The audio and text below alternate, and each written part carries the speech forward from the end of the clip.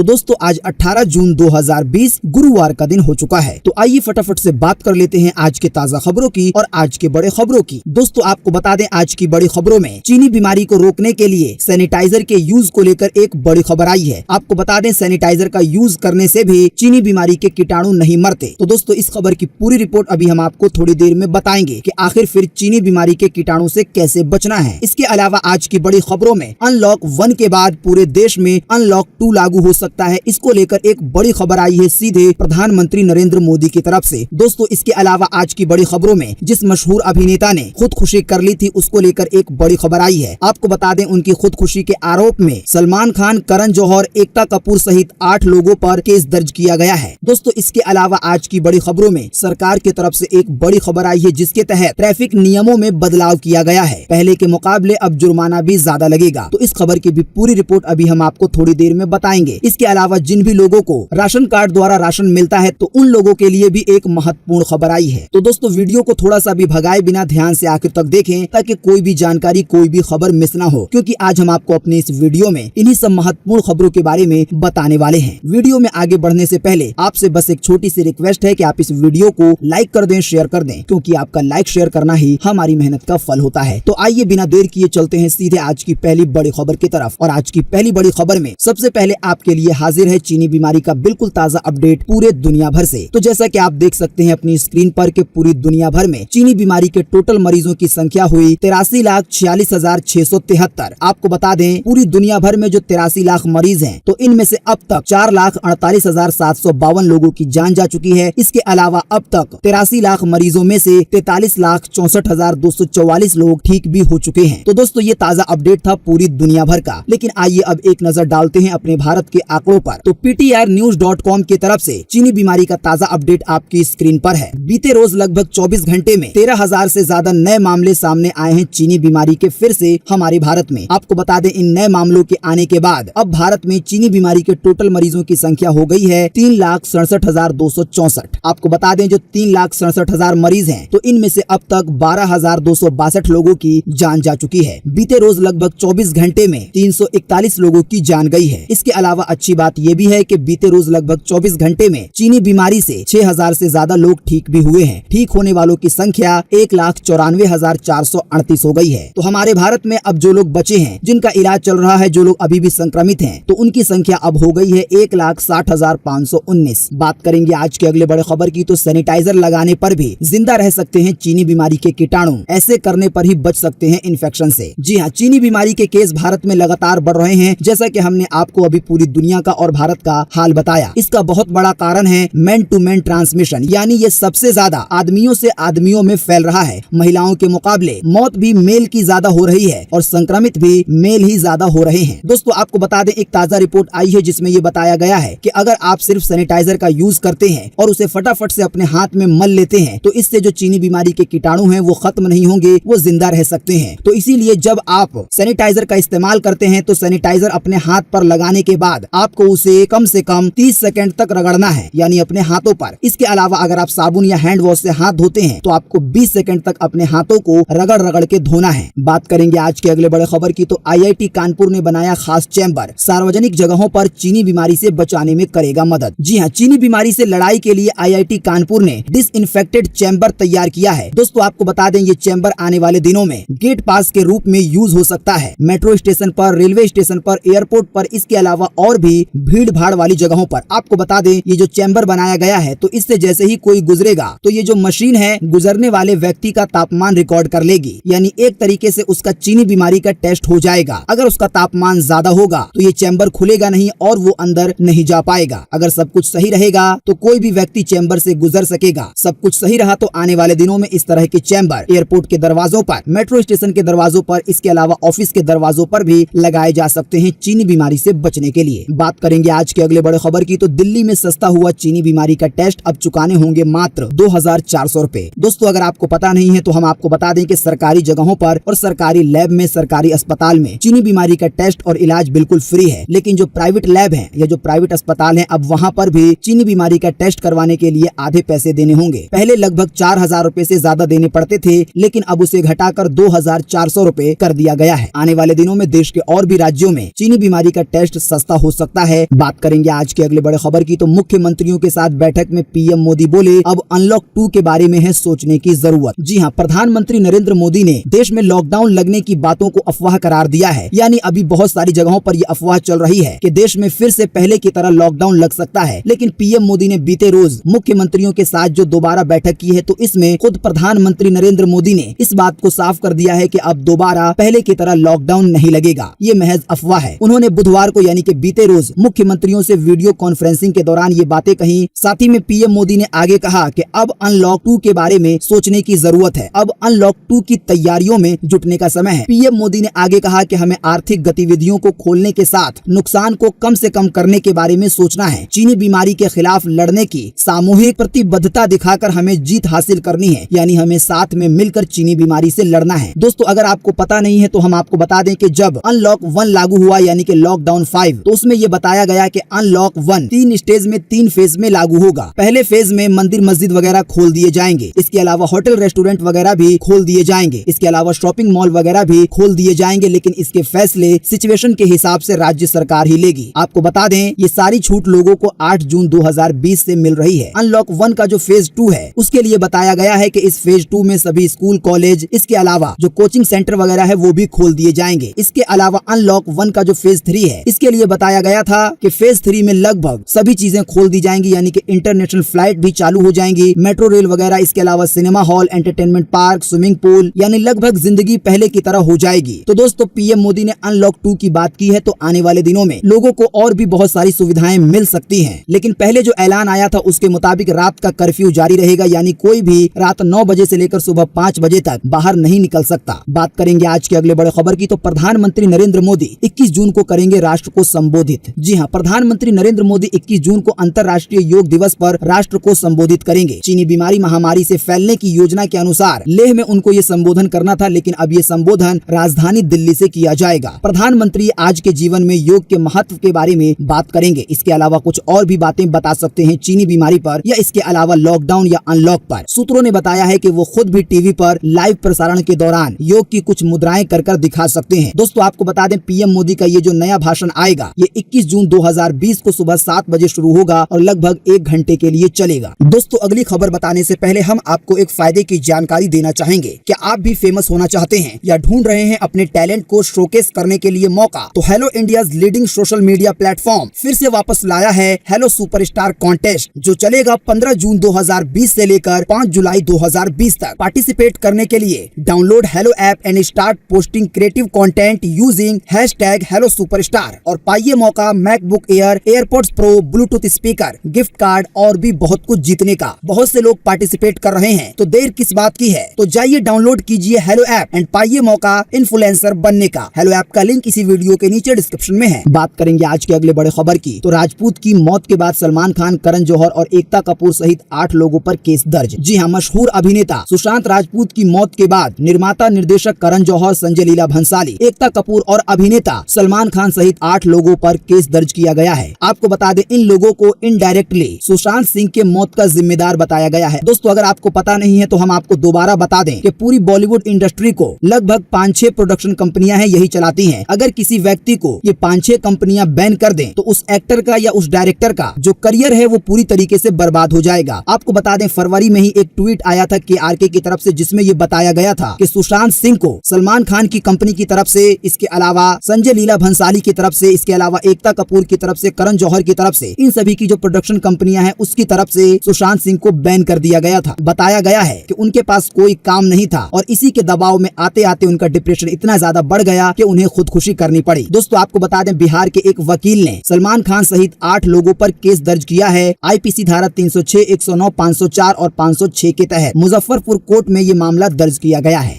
तो आने वाले दिनों में ये मामला और लंबा जा सकता है। बात करेंगे आज के अगले बड़े खबर की, तो गलत पार्किंग पर लगेगा ज्यादा जुर्माना, सरकार ने ट्रैफिक नियमों में किया है बदलाव। जी हाँ, सरकार ने ट्रैफिक नियमों का उल्लंघन करने पर जुर्माना की राशि बढ़ाने का ऐलान किया है। अब गलत जगह गाड़ी पार्किंग करने पर, हेलमेट न पहनने पर ज्यादा जुर्माना लिया जाएगा। इसके अलावा साथ ही में ये भी खबर आई है कि जो लोग बिजली से चलने वाली गाड़ियां लेंगे तो उन लोगों को टैक्स में छूट दी जाएगी, यानी उन लोगों को गाड़ी थोड़ी सस्ती पड़ेगी। ताजा रिपोर्ट के मुताबिक अगर कोई पार्किंग का नियम पहली बार तोड़ता है तो उसे अब 500 रुपए का जुर्माना देना होगा और दूसरी बार नियम तोड़ने पर 1500 रुपए का जुर्माना देना होगा। इसके अलावा अगर आप सरकारी काम में बाधा डालेंगे तो आप पर 2000 रुपए का जुर्माना लगेगा। इसके अलावा अगर कोई गलत तरीके से लाइसेंस बनवाता है धोखाधड़ी कर तो उस पर 10,000 रुपए का जुर्माना लगाया जाएगा। बिना हेलमेट गाड़ी चलाने पर अब 1000 रुपए का जुर्माना लगेगा। फायर ब्रिगेड या एम्बुलेंस को रास्ता नहीं देने पर 10,000 का जुर्माना लगेगा। दोस्तों, ये जो नए जुर्माने की लिस्ट आई है, ये जो नया कानून आया है, फिलहाल ये उत्तर प्रदेश के लिए है, लेकिन आने वाले दिनों में देश के और भी राज्यों में ऐसा हो सकता है। बात करेंगे आज के अगले बड़े खबर की, तो राशन कार्ड को आधार कार्ड से लिंक कराने का यह है तरीका, ना कराने पर नहीं मिलेगा राशन, ऐसा हो सकता है। जी हाँ, क्या आपने अभी तक अपने राशन कार्ड को आधार कार्ड से लिंक नहीं कराया है तो आज ही लिंक करा लें, क्योंकि 30 सितंबर के बाद जिन भी लोगों का राशन कार्ड आधार कार्ड से लिंक नहीं होगा तो उनको ऐसा हो सकता है कि राशन मिलने में परेशानी हो। आप घर बैठे अपने आधार कार्ड से अपने राशन कार्ड को लिंक कर सकते हैं। ये कैसे करना है, इसके लिए हम आपको इसी वीडियो के नीचे डिस्क्रिप्शन में एक लिंक देंगे, जिस पर आप क्लिक करके ये जान पाएंगे। बात करेंगे आज के अगले बड़े खबर की, तो अब सेल्फी से लगेगी अटेंडेंस। बिजली डिपार्टमेंट ने लॉन्च किया है प्रयास ऐप। जी हाँ, चीनी बीमारी के चलते कामकाज के तरीके बदल गए हैं। अनलॉक में बहुत सारी चीजों को छूट मिली है, लगभग जिंदगी पहले जैसी होने लगी है। आने वाले दिनों में और भी छूट मिल सकती है, लेकिन आपको बता दें, जो लोग पहले नौकरी पर जाते थे तो उनको बायोमेट्रिक के जरिए यानी कि अपना फिंगरप्रिंट देकर अपनी अटेंडेंस लगानी होती थी, लेकिन चीनी बीमारी के खतरे के चलते अब इस सिस्टम को हटाया जा रहा है। ताजा रिपोर्ट के मुताबिक मध्य प्रदेश की एक बिजली कंपनी है, एक बिजली डिपार्टमेंट है, जहां पर अब सेल्फी के जरिए अटेंडेंस ली जाएगी। यानी जब भी कोई कर्मचारी काम पर आएगा तो वो जहां पर बैठता है उसे वहां पर अपने फोन से सेल्फी लेनी होगी उस ऐप से, जो कि डिपार्टमेंट की तरफ से लॉन्च किया गया है। सेल्फी लेते वक्त पीछे का जो बैकग्राउंड है जहाँ वो बैठता है वो बिल्कुल साफ नजर आना चाहिए। इसके अलावा जब वो छुट्टी करके घर जाएगा तो उसे दोबारा ऐसे ही करना है। बात करेंगे आज के अगले बड़े खबर की, तो बाजार में आटा लॉन्च करने की तैयारी में है अमूल। आईटीसी, आशीर्वाद, फॉर्चून ब्रांड को मिलेगी कड़ी टक्कर। जी हाँ, दूध, दही, बटर, छाछ के बाद अब डेयरी प्रोडक्ट ब्रांड अमूल आटा बेचने की तैयारी में है। आपको बता दें, अमूल की तरफ से दिवाली के आसपास आटा लॉन्च कर दिया जाएगा, लेकिन आपको बता दें अमूल एक खास चीज कर रहा है। अमूल अपने प्रोडक्ट में इम्यूनिटी को बूस्ट करने की कोशिश कर रहा है। बात करेंगे आज के अगले बड़े खबर की, तो चीनी मीडिया की गीदड़ भभकी, कहा बायकट चाइना भारत के लिए है आत्मघाती। जी हाँ, जैसा कि आप जानते हैं कि चीन और भारत के बीच आखिर क्या चल रहा है। काफी दिनों से चीन और भारत के बीच काफी ज्यादा खटपट चल रही है। आपको बता दें, इसी बीच चीन की मीडिया की तरफ से एक बात कही गई है भारत के लिए। कहा गया है कि अगर भारत के लोग और अगर भारत चाइना के सामान को छोड़ देगा तो वो भारत के अर्थव्यवस्था के लिए आत्मघाती होगा, यानी कि भारत की अर्थव्यवस्था मर जाएगी, बर्बाद हो जाएगी। बात करेंगे आज के अगले बड़े खबर की, तो भारत सरकार का बड़ा फैसला, बीएसएनएल से चीनी उपकरणों पर निर्भरता कम करने को कहा। जी हाँ, जैसा कि हमने अभी आपको बताया कि एक और चीनी मीडिया की तरफ से ये कहा जा रहा है कि अगर भारत के लोग चीनी सामान को छोड़ेंगे तो हमारी अर्थव्यवस्था बर्बाद हो जाएगी। लेकिन आपको बता दें, वहीं एक तरफ पीएम मोदी ये कह रहे हैं कि चीन के सामान को छोड़ दिया जाए। दोस्तों, आपको बता दें, इसी कड़ी में केंद्र सरकार ने देश में 4G के काम के लिए इस्तेमाल होने वाले जो चीनी उपकरण है उस पर रोक लगा दी है और कहा है कि भारत को खुद ही मजबूत होना होगा और सभी सामान को खुद ही तैयार करना होगा। बीएसएनएल को और एमटीएनएल को निर्देश भी जारी कर दिए गए हैं। इसके अलावा जो निजी कंपनियां हैं यानी कि एयरटेल, आइडिया वगैरह, तो इन लोगों को भी यही आदेश दिए गए हैं। दोस्तों, अगली खबर बताने से पहले आपके लिए एक बड़ा सर्वे और एक बड़ा सवाल। अगर आप इसमें हिस्सा लेंगे और इस सवाल का जवाब देंगे तो इससे बहुत कुछ पता चलेगा और एक भारतीय होने के नाते आपको इस सवाल का जवाब जरूर देना चाहिए। जैसा कि अभी हमने आपको बताया कि चीनी मीडिया की तरफ से कहा गया है कि अगर भारत चीन का सामान छोड़ दे तो हमारी अर्थव्यवस्था बर्बाद हो जाएगी। तो आप हमें इसी वीडियो के नीचे कमेंट बॉक्स में कमेंट करके बताएं कि क्या हम भारत के लोग चीन के सामान को छोड़ सकते हैं या नहीं, और क्या चीन के सामान को छोड़ने से हमारे देश की अर्थव्यवस्था पर कुछ फर्क पड़ेगा। तो अपना जवाब इसी वीडियो के नीचे कमेंट बॉक्स में जरूर लिखें। बात करेंगे आज के अगले बड़े खबर की, तो खुफिया एजेंसी ने कहा इन 52 चाइनीज ऐप का ना करें इस्तेमाल, चीन पहुंच रहा है डाटा। जी हाँ, ये भी खबर पिछली खबर से जुड़ी हुई है। दोस्तों, आपको बता दें कि एक भारत की खुफिया एजेंसी है जिसने भारत सरकार को 52 ऐसी चाइनीज मोबाइल ऐप है जिसको ब्लॉक करने के लिए कहा है। इसके अलावा लोगों से भी कहा गया है कि वो लोग भी इस ऐप को छोड़ दें। तो हम यहाँ पर एक एक करके नाम नहीं बताएंगे, इसके लिए हम आपको इसी वीडियो के नीचे डिस्क्रिप्शन में एक लिंक देंगे जिस पर आप क्लिक करके उन ऐप के नाम जान पाएंगे। तो दोस्तों, आज 18 जून 2020 की यही ताजा खबरें थी और महत्वपूर्ण खबरें थी। उम्मीद करते हैं इससे आपको काफी कुछ जानकारी मिली होगी। हम बस इसके बदले में आपसे इतना ही चाहते हैं कि आप इस वीडियो को लाइक कर दें, शेयर कर दें, क्योंकि आपका लाइक शेयर करना ही हमारी मेहनत का फल होता है। बाकी आप रोजाना की ताजा खबरों के लिए हमारे चैनल को सब्सक्राइब कर सकते हैं। अगर आप सब्सक्राइब करते हैं तो बेल का आइकन भी जरूर दबाएं। वीडियो देखने के लिए आपका बहुत बहुत धन्यवाद। Thanks for watching.